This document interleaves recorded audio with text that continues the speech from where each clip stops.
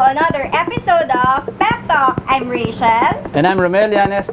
At kasama po natin ngayon ang multi-talented, award-winning TV host, comedian, composer, musician, jack of all trades. Ladies and gentlemen, please all welcome Mr. Michael V. Round applause. Thank you po for welcoming us here in your humble abode. Salamat din and you're very welcome. Ramdam na ramdam na namin ang Pasko dito, sir. Oo nga. Pagpasok. Lalo pag gabi. Parang Enchanted Kingdom. Sir, pag-usapan muna natin kasi ang isa sa mga rason kaya gusto rin namin kausapin ka dahil nalalapit na ang anniversary ng Bubble Oo Gum. nga. Oo, 20 years. So 20 years. So parang this is groundbreaking because ang Bubble Gum ng may hawak, may titulo ng pinakamahabang comedy show sa Pilipinas. Nalagpasan niyo yung John and Marcia Oo saka isa Todas. Marami. So, marami. So ano ba? Ito ba parang Eat Bulaga levels na ba yung dating ito? Making 36 years din ba? Sabi nila, at ako nga proud dahil nasa Bubble Gang ako, nasa Itbulaga ako. Mga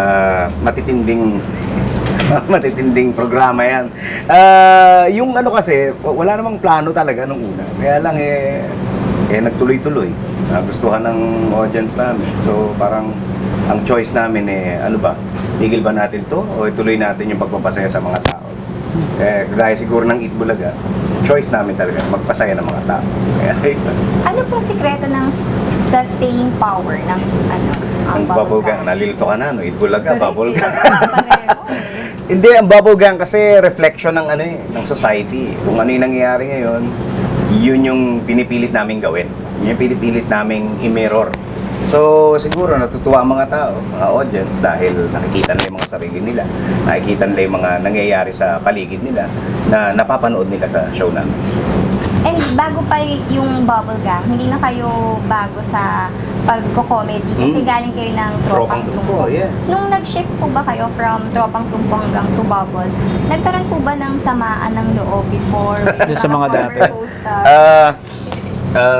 Mahirap i-explain no? Kasi professionally, pagka iniisip mo, kahit sila inisip nila yung, career move naman yan So, para sa ikagaganda ng career yan. Na lahat naman, lalo sa mga nagsisimula, kinakailangan.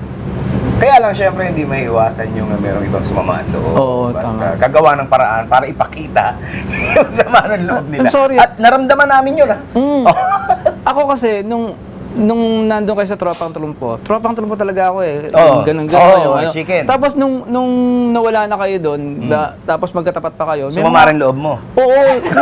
Sa akin? May mga tumitira. Kasi may mga tumitira pa sa inyo. Hindi sa akin, sa kanila. Tumpo. Sabi, anong bubble ang hindi pumuputok? Ano pa, di Bubble Gang. Natatandaan ko yun, sabi ko, yung sama naman. Tapos nung pagkatapos ng joke niya, sabi ko, yoko na. Doon ako sa Bubble Gang, panoorin ko na. Tapos immediately yun, pagkalipat namin, gumawa sila ng pirata gags. So, pirate gags, meaning talagang patama sa amin. Oo, yun nga. Ako, aminin ko. Lagi silang may ganung nung time na yun. Nung time na yun, we chose the good path. Na parang, wag na nating patulan. Tama, kasi tama. Unang-una, hindi lang dadagdag sa maturity natin bilang mga artista. Isa pa, tingin ko ang pinaka magandang rest back, kumbaga, dun sa mga patama na yun, ang paggawa ng mas magandang produkto. So, kasi tagal din nun tagal nung totoo yan. Totoo yan. patama sa inyo nun. At matagal din bago kami nakamove on ni Ogie. Siguro isa yun sa mga dahilan kung bakit parang masasabi kong hindi kami nag-gel kaagad with the group. Kasi madalas na kasama ko lang si Ogie. Lagi kami nagiinuman, lagi kami naglalasing dahil sa sama ng loob. Aminin ko talagang nakakasama talaga ng loob. Lalo pag may mga times na kaming dalawa lang manonood nung Tropang Tumpo. Hindi ko alam, tinotorture yata namin sarili namin kasi parang lahat naman to patama sa atin Paano ba natin pinapanood pa to? So matagal na transition bago namin na-overcome yun. Nung bumalik sa TV5, kumusta? Ano bang naging Paano bang... Ako walang choice Actually, feeling ko si Ogie wala ring choice. Yung kanya is more of an obligation sa mga taong kinauukulan. Kaya kinailangan niya